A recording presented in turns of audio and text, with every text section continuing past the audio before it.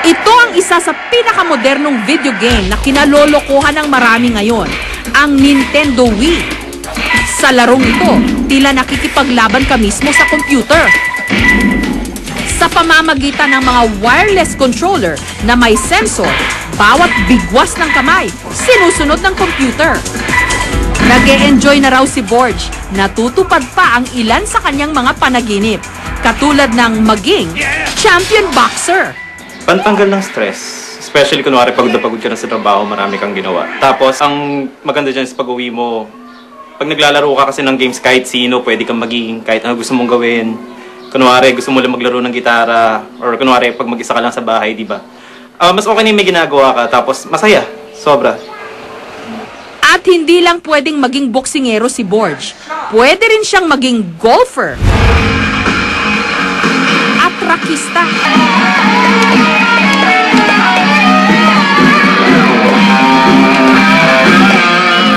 Aba, parang may sarili na rin siyang golf course at guitar studio sa kanilang sala.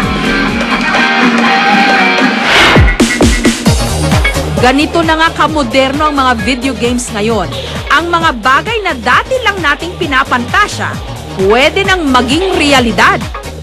At kung dati, ang puna sa mga computer games, nakakataba para sa mga bata, ngayon, ang bumibigat na timbang, pwede mo na rin daw bawasan? Si Faith, 23 years old, ang paglalaro ng tennis sa kanyang computer games ang nagpapasexy raw sa kanya. Dahil dito, hindi na raw niya kailangan pang mag-gym.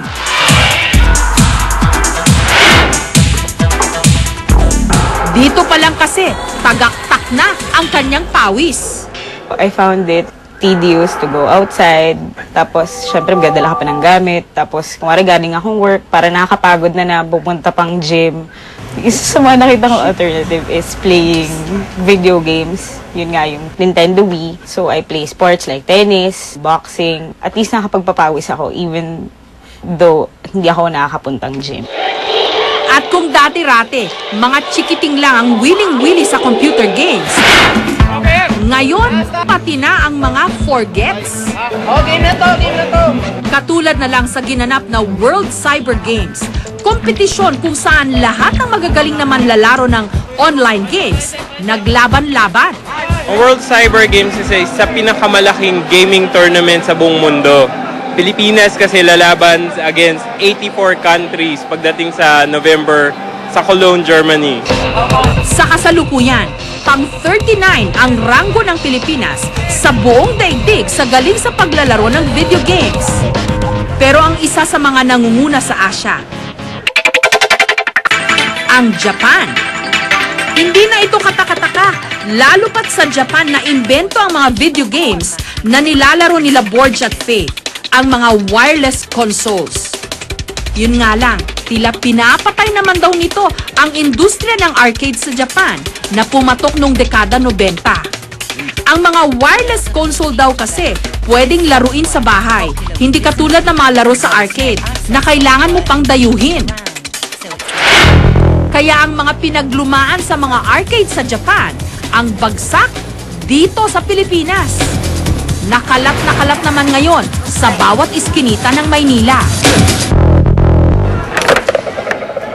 Ang magbabarkadang Ambeng, Raymer at Joker, umaga pa lang, nagpupul na. Dito raw kasi sila nakakalikom ng barya mula sa piso-pisong pustahan. At ang kanilang naiipong pera, hindi nila ipinangkakain, ipinang-a-arcade nila. Mula tanghali, dire-diretso na sila hanggang gabi sa paglalaro ng dekambyong arcade. Ito rin ang dahilan kung bakit hindi na sila pumapasok sa eskwela. Gaya ng 15 anyos na si Ambeng. Game over ngayong pasukan. Second year high school na sana siya. Hindi ko muna pinapalam sa magulang ko na drop pa ako. Ginawa ko. Habang binibigyan nila akong pera. Pinambibidyo ko lang doon sa tutubad. Yun lang po ako pumupunta. Kaya naman hinayang na hinayang ang kapatid ni Ambeng na si Marlon Parang kailan lang daw masunuring sakristan si Ambeng. Pero dahil daw sa mga video games, ang videohan na raw ang tila naging bago nitong simbahan. Dati hindi naman ganyan yan. Simula na dumating yung video game sa video kamera, nakahihinto. Kala namin pumapasok, yung pala, tambayan niya. Ito ang problema sa sobrang paglalaro ng video games. Nakakasira ng pag-aaral. Ang malala pa nito, pwedeng maging bayolente ang mga lulong dito.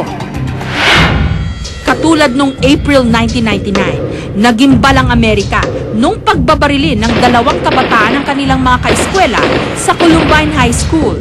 15 ang patay. Naulit pa ang ganitong karahasan sa Virginia Tech University, kung saan 33 naman ang patay. At isa sa mga anggulong tinitignan ng mga otoridad ang pagkahilig ng mga suspect sa mga violenteng video games.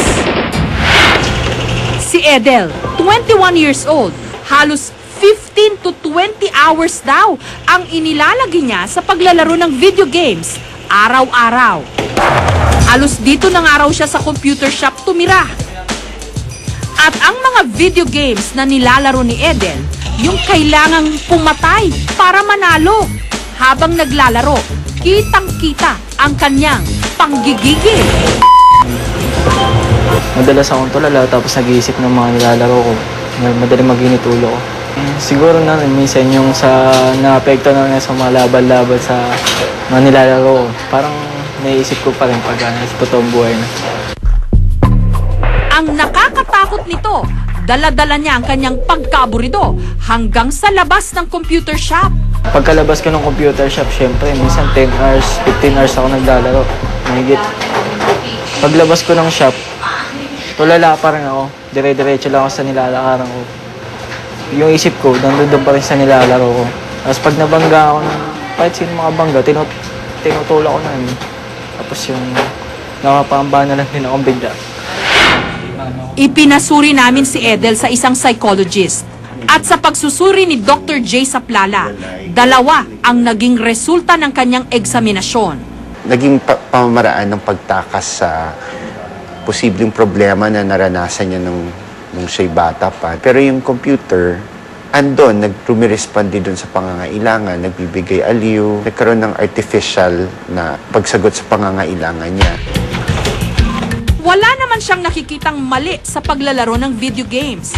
Ang kailangan lang daw, disiplina. Siguro sa mga magulang, kailangan imo-moderate din nila. Ayon sa pag-aaral ng National Aeronautics and Space Administration o NASA ng Amerika, nakakatulong ang video games sa pag-unlad ng physical at mental health. 4 times 8 is equals 32. Now the last one. Kaya dito sa Headway School for Giftedness, mga computer games ang ginagamit para maturuan ng mas maigi ang kanilang mga estudyante. 48. I think you're very close. Mas interesting yun. Kasi may sound effect, different colors, at saka interactive. Walang nagtuturo sa kanya, walang nagdidictate sa kanya kung paano gawin. So parang ang nangyayari ay may sarili siyang desisyon. Katulad ng anumang bagay, lalo na pagdating sa teknolohiya, anumang sobra, masama. Kaya mga magulang, bantayan ang sobrang paglalaro ng video games ng inyong mga anak. Hindi tamang dito na lang sila nakatutok. Ang buhay parang isang laro, pero nasa ating mga kamay kung tayo'y mananalo o matatalo. Dahil baka sa isang maling galaw, hindi malayong ang kinabukasan, mag-game over.